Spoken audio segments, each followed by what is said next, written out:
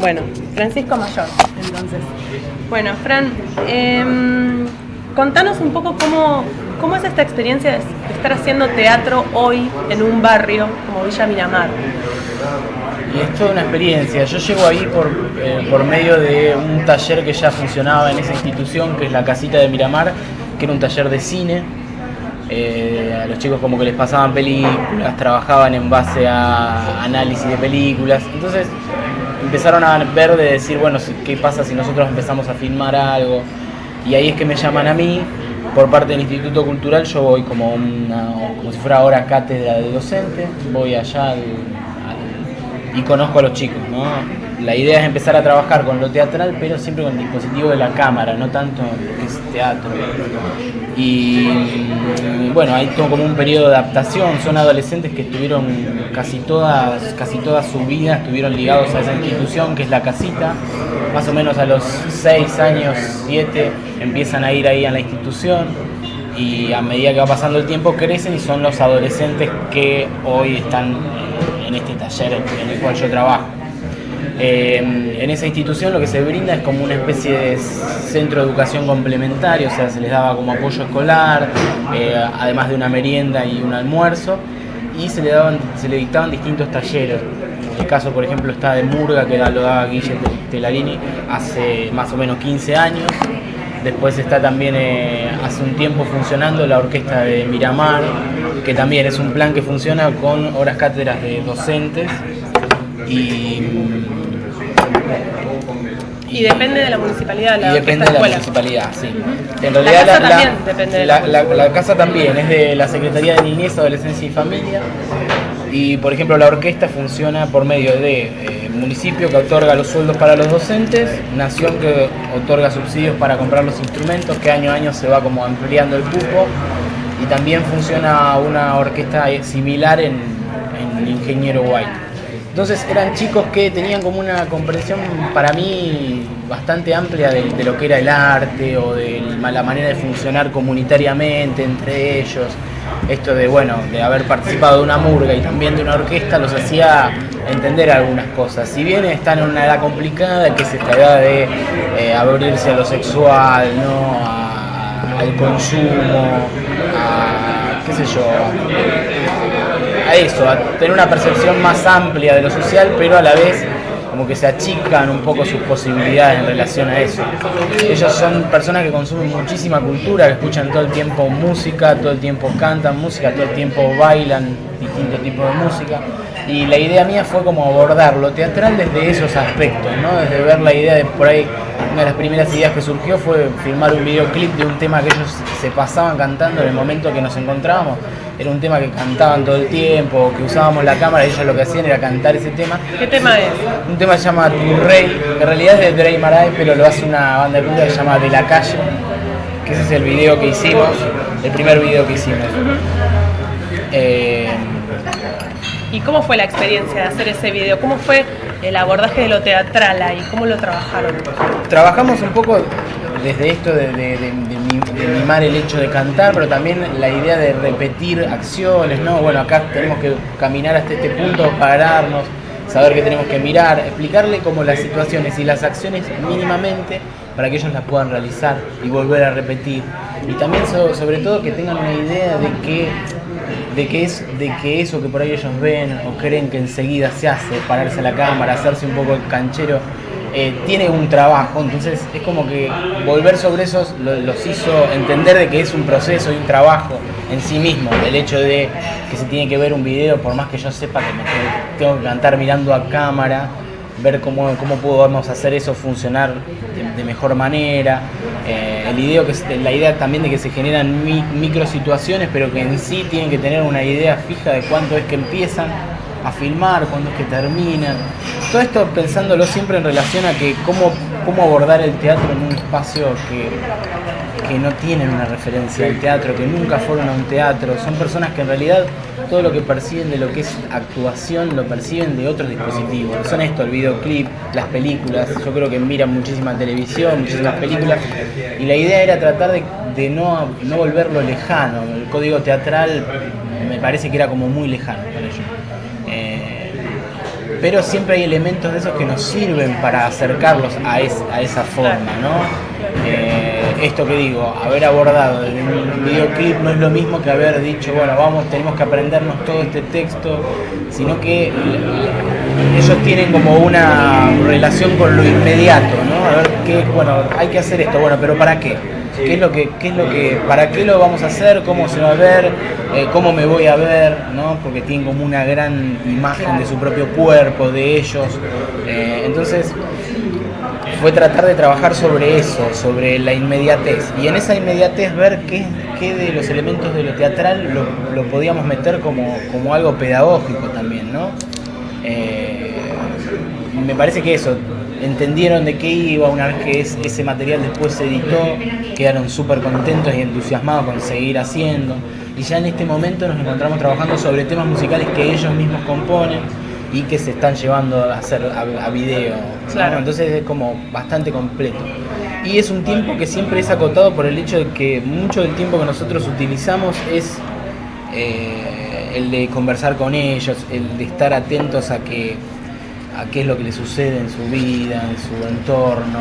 Son chicos que tienen un gran sentido de pertenencia con la institución y que se utiliza la institución también como un lugar de contención y un lugar de esto, conversar, de poder tener un mate calentito, de tener una computadora para ir a escuchar música, de ayudarlos en temas de escuela o de confeccionar un currículum para ver qué es lo que sucede. Siempre uno está como pendiente de cómo es que les está yendo en la escuela, de que vayan, de que no pierdan esa regularidad con la escuela. Son familias disfuncionales y son familias que en general muchas veces viven un poco en un tiempo, un poco en otra casa. Algunos viven con hermanos, otros viven con sus padres momentáneamente, otros que van a limpiar los vidrios a un semáforo, pero después agarran un trabajo.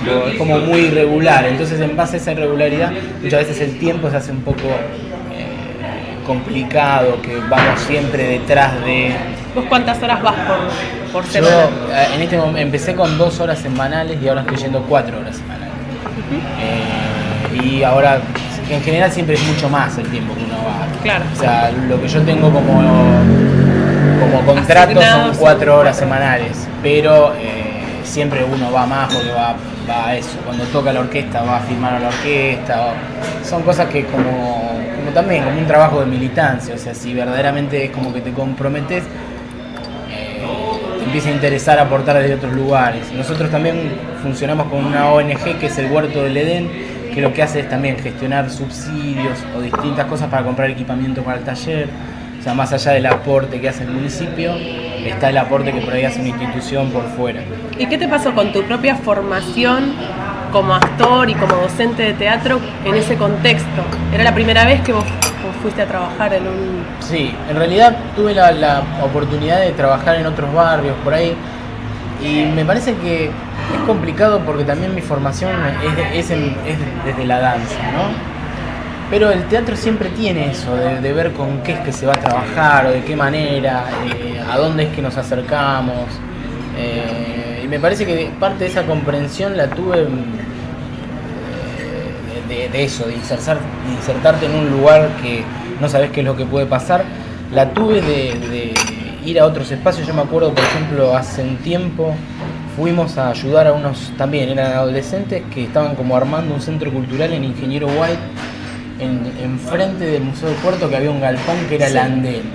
Entonces era como que trabajábamos sin querer. Hay una experiencia también en el hacer desde otro lugar, desde no un lugar formal, de decir, bueno, tenemos este cuadradito donde vamos a trabajar y tenemos tanto tiempo, sino tratar de trabajar con los materiales que están ahí como a disposición.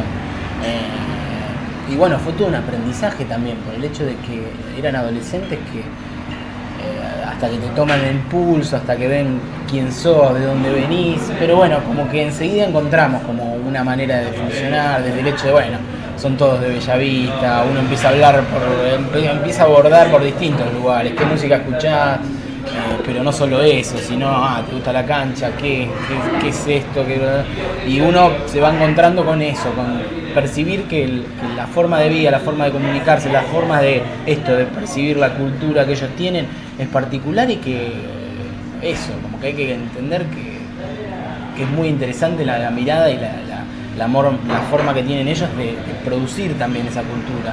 Porque esto que te digo, ellos están todo el tiempo trabajando sobre canciones, variaciones de temas, no solo repiten temas, sino que también construyen sus propios temas. Todos saben bailar murga, entonces si se empieza a tocar el bombo y se les está dando a los más chiquitos para que se acercan y empiezan a tocar el bombo ellos. Y esto, digo, la institución también cumple una función de, generalmente tienen hermanitos más chiquitos que están yendo ahí, o hermanos más grandes que por ahí van siempre a esa institución, aunque sea pasar a saludar. Claro. Un poco eso. En el barrio Villa Miramar hace 40 años justamente había habido otra experiencia de teatro popular, que bueno, fue el grupo de teatro popular Eva Perón, dirigido por Coco Martínez, que llevó a escena la cantata Santa María de Iquique, entre otras obras. Y yo te quería preguntar si los chicos con los que trabajaste o sus familias tenían memoria de esa experiencia, que fue hace 40 años, en el 73. Sí, no, memoria de eso no hay casi en el barrio. Sobre todo porque el barrio en un momento se encontraba en otro espacio, era como en un lugar más abajo. Nosotros hoy generalmente estamos trabajando con una zona del barrio que es más nueva. Es una zona que se forma a fines de los 90 o en los 90 más o menos, cuando Nati Petrosino tenía un comedor ahí cerca de lo que es el barrio, quedaba un poco más abajo, quedaría de Fortaleza Protectora para abajo. Para abajo. Después se continúa para arriba ese barrio y se forma por eso, porque había un comedor que Nati Petrosino tenía en esa zona y en la cual muchas familias como que se asentaban y siempre esperaban ahí a que abriera el comedor. Entonces como que se fue armando sobre la zona más de arriba.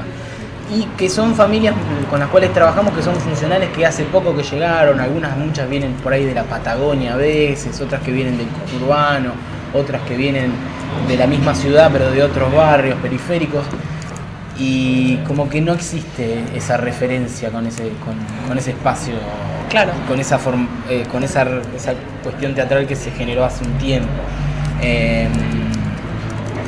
No, de esa época no hay memoria, pero sí que vamos a seguir rastreando, porque creo que debe haber gente del barrio que sí tenga memoria sobre eso.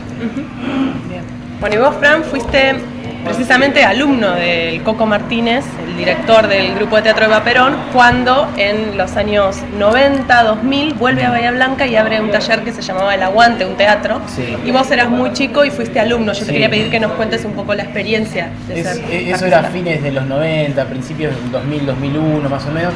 Yo tenía 16 años y había empezado la formación básica para adolescentes en la escuela de teatro, que se acababa de abrir. A los 16 años más o menos uno podía ingresar, eran 3 años que se cursaban y después empezaba primer año. Y en ese momento, bueno, ingreso en la escuela de teatro. El primer año creo que duró pocos meses, como si fuera que la carrera se abrió tarde porque todavía no estaban nombrados los docentes, una cosa así. Y al segundo año ya empiezo a ir a la escuela casi todos los días y empiezo a participar del centro de estudiantes, que estaba conformado en esa época, ya que estoy, voy a decir algunos de los nombres que me acuerdo: Leonardo Fabrici, Ariela Yemayer, Rodrigo Leiva, Erika Utreras, Natalia Sarmiento, Analía Domínguez, Matilde Murúa, Mauro Casco, siempre me voy a olvidar, Vanessa Antas, de alguno me voy a olvidar, pero bueno, era más o menos ese grupito que era el centro de estudiantes de la escuela de teatro. Yo empecé a participar, se organizó un festival en la escuela de teatro en esa época. Y ¿Recién se volvía a conformar el centro o hacía un tiempito que estaban ellos, porque por ejemplo ellos ya estaban cerca del último año o el anteúltimo año, pero por ahí sí haría 2 años que se habría armado, claro. 1 año y medio, 2 años. Sí, yo llegué al tercer año, por ejemplo, de vida, una cosa así. En ese momento, 2001, se empezaron a armar las asambleas populares. Justo se armaba una en la Plaza Rivadavia y el centro de estudiantes iba a esas asambleas populares, y ahí se encuentra con Coco Martínez. Coco Martínez en esas asambleas invita al centro de estudiantes al taller que él dictaba en El Aguante, que el Aguante quedaba en calle Sarmiento al 600. En el centro. Sí, cerca del centro, sí, sería así, centro. Era un galpón que se había prestado, yo me acuerdo que era como que era la mitad de un galpón que se hizo como una especie de tinglado para dividirlo, que era como una especie de durlo, chapa muy finita, por donde entraba chiflete. No. Bueno, en ese momento, en el 2001, yo si bien no participé, o participé de algunas, pero no justo en esa que Coco Martínez invita al centro de estudiantes al taller de él en la Asamblea Popular. La idea es que bueno, todo el centro de estudiantes iba a ir al taller de Coco Martínez.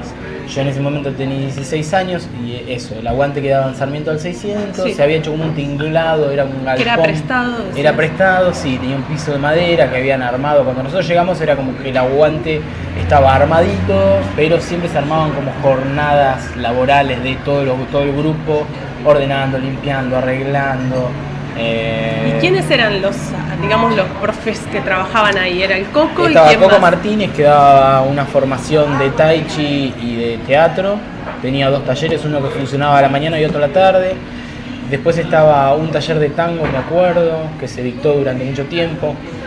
Algunos instrumentos que no me acuerdo bien quién lo daba, pero la formación sí, era como que Coco Martínez era el encargado de dirigir cada grupo de taller. ¿Noemí Naón daba clases? Noemí Naón no daba clases. Esto que yo te contaba, que por ahí había se hacía una vez por mes un homenaje a un poeta o a algún músico, ya sea por su muerte o por su cumpleaños. Me acuerdo que se han hecho, qué sé yo, de Miguel Hernández, de Lorca, de Walsh, de distintas, de Atahualpa. Eran homenajes donde los alumnos participaban y mostraban, ya sea una poesía, pero también se hacía música. En general era como una muestra en la cual a la vez se generaba esto, se hacía alguna pizza o se hacía algo para comer, tenía como mesitas, y la idea era como un lugar de encuentro. Y a mí lo que me pasaba con el espacio era que en esa época era como, yo sabía dónde estaba la llave y era como que me decían, y de verdad era como si yo fuera el dueño de ese teatro, ¿sí? Y eso es algo que sí era como que se comunicaba, que todos teníamos la responsabilidad de llevar adelante ese espacio y que era nuestro. Nosotros decidíamos en qué momento ir, íbamos y abríamos el espacio en cualquier momento. También contaba con una biblioteca que era parte de aportes que hacíamos todos los que pertenecíamos a ese taller, y entonces se generaba como un espacio. En esa época era un momento en el cual yo personalmente no tenía un lugar donde estar. Estudiaba en una escuela secundaria, pero mi viejo no tenía trabajo, una fábrica familiar había quebrado, que no era familiar en realidad, pero era una fábrica de alambre tejido muy chiquitita en Villa Mitre que quebró. Mi mamá era docente, cobraba muy poco, entonces era como un lugar en el cual nos encontrábamos con 2 o 3 y eso, era hacer lo propio, sentirse en un lugar, trabajando en eso. Si bien nunca se llegó a hacer obras con Coco Martínez, siempre se hacían esto, así como pequeñas muestras o trabajos. En un momento después se hizo una obra cuando yo ya no pertenecía más a ese taller, que fue Bajo la Carne, que se había hecho con el taller que iba al turno tarde, que también eran como fragmentos de distintas escenas que se encadenaban, pero que en realidad eran como escenas en sí mismas, trabajos hechos en general. Y vos me habías dicho que era como un teatro de situaciones, sí, era como pequeñas, sí, era como si fueran escenas fragmentadas. Entonces era como no un teatro argumental, sino que era más que nada fragmentos de escenas en las cuales, era como la exploración sobre el cuerpo, sobre las distintas relaciones vinculares entre personas. Había una escena que yo me acuerdo que la hacía Coco Martínez, que tenía que comerse un pedazo de bife, pero estaba duro, no lo podía cortar, entonces eso lo volvía loco y empezaba a revolear como la chuleta por todos lados. Y después había como momentos también de baile, de cuerpo, era como el cuerpo, la carne como el cuerpo, ¿no? Era una claro. Que en ese grupo, por ejemplo, me acuerdo que estaba, Rodrigo Leiva, Erika Utreras, Jorgelini Alioto, había unos chicos de Guaite que estaban yendo en ese momento. Sí, era como un grupo joven, ¿no? Que era un núcleo de la escuela de teatro. Un núcleo de la escuela de teatro. Algunos después dejaron la escuela de los que estás nombrando, de hecho después se van. Parte de la formación era como una especie de radicalización de la actividad que uno hacía o de la profesión que había elegido, y parte de esa radicalización a veces era como eso, hubo personas que dejaron la escuela de teatro, concretamente Rodrigo Leiva y Erika Utreras. Erika Utreras en el último año creo que fue, o sea, no le quedaba nada para terminar la carrera. Yo medio que dejé el taller también porque fue como un taller que de a poco se fue desdibujando, que fue el de la mañana, entre otras cosas, porque era muy complicado. Teníamos que levantarnos a las 8 de la mañana para ir a prender una salamandra en pleno invierno. Empezábamos a las 10, pero teníamos que ir antes para ver de calentar el espacio y era una heladera. Claro. Esto, por momentos, en un momento también pasa que Coco Martínez como que alguna parte del entrenamiento se lo empieza a dar a Erika Utreras que lo dé, por ejemplo, y también eso generaba como fricciones grupales. Bueno, Claro. y como que por mi parte me alejé, pero varios de los chicos también como que dejaron de ir. Leo Fabrizi en esa época, si bien es como que teníamos una relación con el espacio, no seguíamos yendo asiduamente al taller. Claro. Estos que siempre se organizaban entre ellos jornadas de limpieza o funciones especiales a las cuales íbamos a colaborar, era como eso, una especie de militancia. Y él les transmitía la experiencia esta de la cantata y de todo el teatro militante que le había hecho. Sí, él hablaba siempre de esa experiencia que había hecho primero en Neuquén, que puntualmente nos hablaba más de esa, nos habló un poco de la de acá, pero no primero demasiado. en Viedma lo hace, En la Viedma, del 70 en Viedma, 72 cierto, es en Viedma. En Viedma. Y nos contaba de esa experiencia y sobre todo una de las cosas que yo no entendía era esto de que él era peronista y que hablaba era para mí como una izquierda que yo en ese momento, al tener 16 años, no entendía que el peronismo estaba relacionado con una izquierda, porque no había leído nada ni tenía información sobre la información que tenía el peronismo era la desgraciada de los 90 del menemismo. Claro.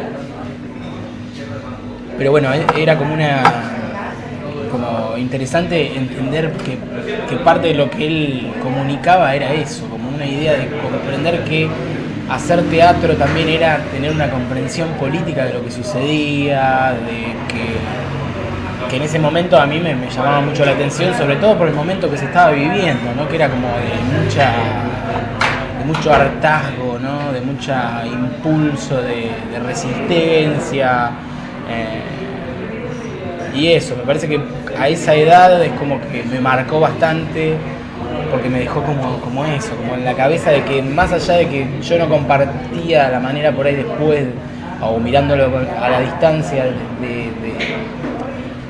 como de eso, de tener una especie de entrega sobre algo que muchas veces esa entrega tiene que ser producto de un convencimiento. Pero ya cuando la entrega pasa a ser algo de una tensión, como de exigencia, es donde se producen cosas que por ahí no son tan positivas. Sí, el hecho de comprender de que hay que tener ciertas convicciones, que para llevarlas adelante siempre es preciso contar con otras personas, ¿no? Y bueno, eso. Claro. O sea que esos son los aprendizajes que hiciste ahí con el Coco. Sí, eso, y sobre todo entender que el teatro es algo que tiene mucho que ver con lo que uno vive en el momento de realizar una escenografía de limpiar un espacio, de llegar antes, de tener la posibilidad de tomarse un mate con otra persona, como de comprender que el teatro también son otras cosas más allá de lo que uno hace en escena, ¿no? De comprender que también hay como una convicción en el hecho de sentirse convencido de que no es solo lo teatral, sino todo lo que engloba lo teatral, la vida misma en sí, ¿no? Como no separar eso. Y que el disfrute va muchas veces de todos esos condimentos que no son solamente los escénicos, sino esto, estar en el espacio un rato antes, poder armar el espacio, sentirse cómodo, o sea, acomodar su propio vestuario, eso. Claro. Llama la atención que él más recordara la experiencia de Viedma y no les hablara tanto de lo que había sido Bahía en los 70. Sí, él siempre nos decía que como que de Bahía había sido uno de los lugares donde más lo habían querido, pero donde más lo habían odiado también, ¿no? Era como una especie de que nos decía que eso, como una dicotomía, ¿no? En comprender de que creo también lo que sucede después con el aguante, como esa ruptura y ese quiebre de él, que también se va en una situación bastante compleja, o un grupo que ya se había ido, como una especie de, yo siempre lo veía como una persona que armaba algo súper increíble y después lo destruía completamente. Incluso de esto, generando en las personas que participaban de eso como una herida también, ¿no? Y sí, nos hablaba de eso, como una experiencia bastante singular acá en Bahía Blanca, pero que tenía sus matices. Claro. Concretamente sí, nos contó de la experiencia, de que cuando culminó la función marcharon por la Avenida Alem, de que estaban los grupos, y de que después de esa experiencia él se exilia, ¿no? Claro, claro. Bien. Bueno, y actualmente estás desarrollando un proyecto que está muy relacionado con Brecht, y quería que nos cuentes, bueno, cuál es la obra, en qué marco la estás haciendo. Sí, la obra, bueno, ahora estamos en la Comedia Municipal, y es Mariano Moreno y un teatro de operaciones. Es un texto de Manuel Santos Iñurrieta, es un texto muy nuevo que se escribió en el 2010 para el Bicentenario de la Patria. Y él lo que tiene Manuel Santos Iñurrieta, forma parte del grupo del Bachín Teatro, que es un grupo que hace 10 años más o menos, que más 11, 12 que están en Buenos Aires trabajando juntos.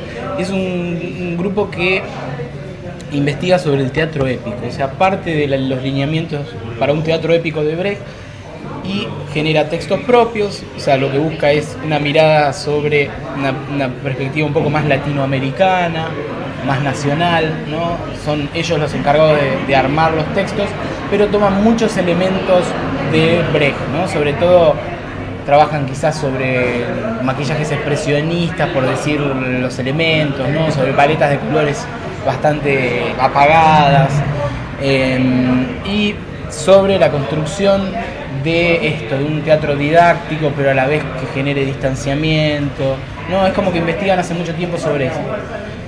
Esta obra que yo elegí para dirigir en la comedia, lo que hice fue hacer una versión, ¿no? Transformarla, una adaptación. Debido a que esta obra va y está yendo a escuelas secundarias, la idea es que teníamos que adaptarla un poco. Sobre todo porque había una gran cantidad de textos históricos sobre Moreno que había que achicar, pero también la escena de los distanciamientos, nosotros lo que hicimos fue construir textos que hablaran. Hay una pregunta que la obra dice: ¿qué tiene que ver Mariano Moreno conmigo? Y en esa pregunta es como que va deshaciendo ese camino de los próceres para volverlo más cercano. ¿Qué tiene que ver? Y empieza a nombrar distintas cosas, que nosotros lo que hicimos fue empezar a nombrar cosas de nuestra ciudad, momentos y cosas que pasaron en un pasado muy pasado y en un pasado más reciente, cosas que suceden hoy en día en la ciudad. Entonces la idea es que lo que tratamos de buscar fue que los chicos que vieran esta obra, chicos y grandes, pues es una obra que también va a circular por distintos espacios que no son solo escuelas, se encontraran con una obra que también hablara de lo que sucedía en su lugar, ¿no? Como en su territorio. También lo que hicimos fue reducir mucho, como hay un metalenguaje, como es una obra que es teatro dentro del teatro, había cosas que eran como dobles sentidos o chistes que eran como para un sector muy pequeño de teatro que no lo iban a poder leer los chicos, ¿no? ¿Es la primera vez que esta obra se hace pensada para escuelas? Sí, claro, sí. Claro. Y es la primera vez que se hace un texto del Bachín por fuera del Bachín, así que fue todo un desafío. Mirá. Y contá un poco cómo es el tema de la Comedia Municipal de Bahía Blanca. Sí, la Comedia Municipal de Bahía Blanca se divide en 2 semestres. Cada director que concursa para dirigir la comedia tiene que presentar un proyecto de dirección de obra, pedir los derechos de autor, presentar todo, una planta de escenografía, un proyecto bien elaborado sobre la obra, cómo es que se va a dirigir, y después se hacen audiciones de actores, se eligen 7 actores del partido de Bahía Blanca, se la monta en más o menos 70 días, 2 meses y 10 días, no es mucho tiempo, y después se la hacen en escuelas, sociedades de fomento y barrios y en teatros de la zona. Cuenta con un financiamiento del municipio. Del municipio, es por parte del Instituto Cultural, que otorga sueldos para los actores, para el director, una guita para producción, que son más o menos 15.000 pesos, y después la infraestructura, que serían una puesta de luces y sonido, que viaja con la comedia a todas las escuelas, en todas las sociedades de fomento. Parte de la adaptación que yo te decía recién, que hice para las escuelas, fue también elaborar un cuadernillo que fuera un material para entregar a los docentes, pero también era para que lo vean los chicos, para que trabajen antes de ver la obra, ¿sí? Como una pequeña esbozo sobre la historia, ¿no? Y el personaje de Mariano Moreno, los sucesos de Mayo, y sobre la manera de abordar los hechos históricos en el aula, y sobre cómo los encara esta obra. Después hay otra parte que vendría a ser como una pequeña actividad, que es esto de qué tiene que ver Mariano Moreno conmigo, de ver de que ellos puedan elaborar algún texto en base a distintos ítems que se le da. Después hay otra parte que habla un poco sobre el teatro épico, y otra parte que habla sobre la comedia municipal, cómo es que esa obra llega a la escuela de los chicos. Claro.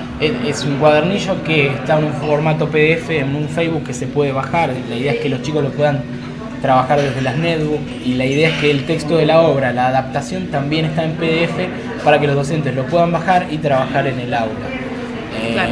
Y bueno, también imprimimos unos 750 ejemplares del cuadernillo, que es como una pequeña revista de 8 hojas, para entregarlo personalmente a los docentes, que eso también forma parte de una inversión del Instituto Cultural. Claro. ¿Y cómo es reinterpretar Brecht? ¿Cómo es? Y es algo que, bueno, es sobre todo complicado. Nosotros somos conscientes de que lo que hacemos es tomar elementos de Brecht y sobre todo reinterpretarlos, ¿no? Me parece que, bueno, o sea, la poética de Brecht surge en un momento muy preciso, que es un periodo de entreguerra, en el cual se le hablaba a un hombre, por decirlo, hombre nuevo, que hoy en día es como que no es por decir inexistente, pero sí es inexistente abordarlo de esa manera que se abordaba, ¿no? Si bien entendiendo de que hay un montón de cosas potenciales e increíbles para trabajar desde Brecht hoy en día, ¿no? Elementos de ese teatro. La idea de tratar de que esta obra sea didáctica en una escuela, de lograr explicar. Hay muchos momentos de esta obra que los actores le explican realmente a los chicos que están viendo esa obra que están viendo un teatro épico. Entonces es algo muy interesante. ¿Y cómo es que se explica esto? Bueno, se explica un poco a medida que va transcurriendo la obra. Son explicaciones que los chicos van entendiendo, esto de que de golpe el personaje que hace de Moreno era un actor que en general hace de Monteagudo. Se encuentran con cosas que son cómicas, pero a la vez es como que el ritmo siempre está atento a lo que está sucediendo en la escena, y los chicos lo perciben de una manera muy interesante. Claro. ¿Cómo reaccionan ante ese meta? Claro, ese como lenguaje que es complicado, porque también nosotros decimos, bueno, vamos a hablar del distanciamiento de Brecht, pero comprendiendo que ni siquiera lo estamos haciendo en un teatro, sino que ¿qué distanciamiento si lo vamos a hacer en una escuela? O sea, ni siquiera existe un distanciamiento. Claro. Que Brecht decía que no pierdan de vista que están viendo una obra de teatro. ¿Cómo hacer eso en una escuela? Primero, que no pierdan de vista que están viendo una obra de teatro. Parte de romper con la cotidianidad de la escuela también es interesante por eso, que se genera algo ahí potencial, de que los chicos de golpe están mirando algo, pero de golpe se dan cuenta de que los mismos actores parece que estuvieran probando una escena que no les sale, o que estuvieran haciendo los personajes como si fuera un exagero, como si los estuvieran actuando mal a propósito. Me parece que es como potencial, porque los chicos también tienen algo como de la obra dura 1 hora, un poquito menos de 1 hora, y esa adaptación también fue en función de cuánta es la atención que tiene un adolescente hoy. Yo creo que nos lo decían a veces los docentes, media hora y después que suceda algo. Entonces todo el tiempo la obra tiene como estas rupturas de hablarle al público, de escenas que no salen o de cosas que se están probando. Entonces los chicos todo el tiempo están como atentos a eso que está sucediendo, a ver si eso que está pasando es real o ahí está pasando otra cosa. Sobre todo es una obra que discute mucho sobre el presente, y me parece que eso también les llama la atención, porque muchas de las cosas que por ahí se dicen les son cercanas auditivamente.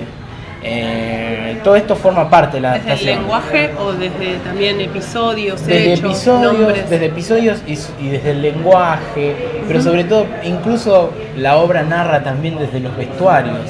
Hay pequeñas cosas que no sé si contarlas, porque en algún momento ya verás la obra, pero también hay elementos que, por ejemplo, los personajes de French y Beruti son una especie de dos personajes simétricos que van como presentando cada escena, presentando cada gran fragmento de escena, pero a la vez hay como subescenas, porque todo el tiempo esas escenas que presentan son desarticuladas, porque por ahí enseguida cortan y se produce esto del distanciamiento, de decir, no, esto no funciona, esto hay que hacerlo de otra manera. Entonces es como que los chicos en ese momento asisten a la construcción o a ver cómo es que se construye un relato sobre la historia, ¿no? O una obra de teatro. Al asistir a eso también es como que los interpela desde un lugar de decir, pero ¿cómo es? ¿Lo están haciendo? ¿No lo están haciendo? Es parte de también percibir que una de las cosas que la obra tiene es eso, que los discursos y la historia forman parte de distintos intereses y que muchas veces están en disputa, ¿no? Que por lo menos comprendan eso, ¿no? Que la historia no es algo unilateral, que en general eso sí sucedió con los actos escolares. Entonces una de las cosas que nosotros trabajamos es desarticular esa idea de prócer que siempre estuvo, el cuadradito la teatralidad que tiene, claro, la teatralidad, actos, ¿no? El cartón con el coso para Belgrano. Una de las preguntas que hacemos una vez que termina la función con los chicos es, nos ponemos a conversar y les preguntamos si alguna vez les tocó actuar en un acto, y a la mayoría les tocó actuar en un acto. Y bueno, esto de pintarlos de color negro a los mulatos, es una construcción de un relato histórico que bajó en un momento preciso de la Argentina, ¿no? Que concretamente fue el modelo agroexportador, de unificar, de hacer argentinitos más parecidos. Me parece que es interesante hoy en día poder abordar eso con adolescentes, ¿no? Sobre todo porque tiene una cuestión de debate sobre la coyuntura política del momento, ¿no? Hoy en día a los 16 años empiezan a votar los chicos, entonces como que está bueno eso, que perciban que la historia es una construcción, que responde a distintos intereses y relatos sobre ella. Claro, claro. Y en relación a Brecht en Bahía Blanca, ¿vos tenés algún registro de otros grupos teatrales a lo largo de la historia de Bahía que han trabajado con Brecht? Y Nuevo Drama, por ejemplo. Y bueno, después yo creo que el taller de Coco Martínez tenía mucho que ver con toda la formación de Brecht. Pero sí, en realidad obras así de Brecht, por ejemplo ahora Nuevo Drama estuvo haciendo como las últimas dos que hicieron, que también la dirigió Manuel Santos Inurrieta, que es justo el autor de esta obra, tienen que ver con ciertos elementos de Brecht. A mi criterio son como obras que me parecen viejas. Me dan la sensación de que son viejas porque parte de la dirección que yo hago de la obra es tratar de ver qué elementos nos sirven y de qué manera presentarlos, ¿no? No creo que haya una necesidad imperiosa de tener que utilizar maquillajes expresionistas, ni un vestuario súper neutro, ni una tonalidad solemne a la hora de enunciar, que yo vi la obra del Bachín Teatro y me parecía que un poco estaba eso en la manera de cómo decía los textos Moreno. Bueno, por ahí lo que a mí me resultaba más interesante era generar una diferenciación en eso, ¿no? En cuando se producían esto, como los personajes, en un momento aparece Belgrano, Castelli, que esos personajes sean como de un trazo grueso, pero a la vez ridiculizar, sin ridiculizar de más, ¿no? No ponerlos, hacerlos sátiros, sino más bien tratar de ver que si le dábamos demasiada solemnidad a esos textos, también se perdía un poco la relación que nosotros teníamos con esa más cercana, ¿no? Sí, hacerlo cerca, también como trabajar con el artificio de qué es lo que pensamos, cómo pensamos que están construidos los héroes, ¿no? Yo últimamente hicieron estas películas, la de San Martín, la de Belgrano. Yo por ejemplo la de Belgrano me parece malísima, me parece nefasta. La de San Martín está un poco mejor, me gusta, pero viste, escucharlo a Pablo Rago hablar como Pablo Rago y hacer de Belgrano, viste, es como que está bien, digo, no es, pero traté de trabajar con eso, como una diferenciación, de generarlos como que los chicos también entiendan que era una ficcionalidad, eso de mirá cómo están actuando, ¿entendés? Ahí está actuando. Una tensión entre la cercanía y el distanciamiento. Claro, que se den distanciamiento. Cuenta de que estaban actuando, Claro, cuando tenían claro. que decir los textos de Mariano Moreno, ¿sí? Claro. Si bien son textos bien dichos, ojo, tampoco digo que es como que se pierde el registro y son satirizados, pero sí generar algo que a ellos les parezca como más cercano y gracioso. Parte por ahí como se presenta a veces a los próceres en Samba, por ejemplo, el dibujito animado, también nos sirvió un poco ver algunas de esas cosas, ¿no? Como saber que sí o sí, si entra Belgrano, todos saben que Belgrano es como una especie de personaje, entonces trabajar un poco con eso, acercarlo y a la vez ponerlo en otro registro, ¿sí? No darle una solemnidad de esta es la posta, ¿no? Claro. Un poco eso. ¿Y los docentes cómo reaccionan? Y algunos docentes reaccionan súper bien y otros no entienden mucho. En general pasa que los docentes a veces se resisten más que los chicos a la hora de interpretar esto. Claro. Sí que tenemos muchísima colaboración de muchos docentes que están trabajando con el cuadernillo y que ven esto como una propuesta excelente para abordar en el aula. Nosotros tuvimos justo el viernes pasado una experiencia en una escuela técnica que fue espectacular porque los chicos, eran 400 chicos por turno más o menos, y una atención, una respuesta en relación a lo que sucedía en el escenario espectacular. Y era una escuela que también tenía un blog, que después en el blog hubo toda una bajada sobre fotos y textos que trabajaron los chicos al ver la obra, que me parece que eso es como algo súper interesante que sucede, ¿no? Como eso, como que la escuela nunca le va a poder, como que nunca se aleja de las fechas patrias, siempre se hace un acto. Y ver que esos actos escolares, cómo transformarlos en otra cosa. Me parece que los chicos en esta obra perciben un poco eso, ¿no? Claro. Y perciben que el ser nacional puede estar hablando de la esquina en la cual ellos se juntan.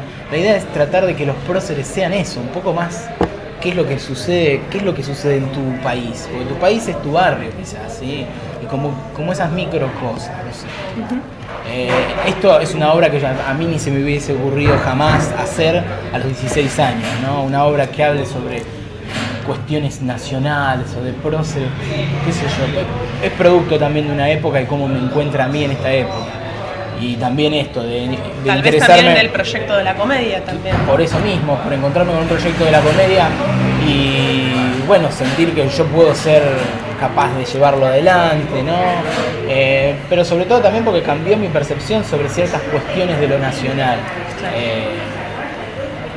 Creo que en el 2001, en ese momento, era algo que era bastante triste pensar lo nacional. Así que bueno, me parece que eso como comprender que la historia es una construcción que está todo el tiempo, ¿no? Y sobre todo los debates de los relatos que surgen y que están en la sociedad, ¿no? Concretamente la ley de medios, por decirlo de una manera, que esas cosas son cosas que están en discusión y que se tienen que discutir. Y la no discusión hace que no se potencien y que no se pueda ampliar la democracia. Hay un momento en mi vida bastante particular que es, por ejemplo, mi familia se fue a vivir al sur y vive en el lago Puelo, ¿no? Y hace más o menos 4 años muere mi mamá, que era docente de una escuela en el Bolsón. Por distintas causas ella muere en Bariloche y la trasladamos para velarla en Bolsón y después la íbamos a enterrar en el cementerio del lago Puelo. Yo cuando vuelvo en esa ruta de Bariloche a Bolsón, llegando a Bolsón, justo en la entrada a Bolsón quedaba la escuela donde ella daba clases. Cuando pasamos por la puerta de esa escuela, estaba la bandera media asta. Ese momento para mí fue un momento que como que me hizo comprender que lo nacional es lo cotidiano. Es lo cotidiano. Bueno, muchas gracias, Fran. Gracias.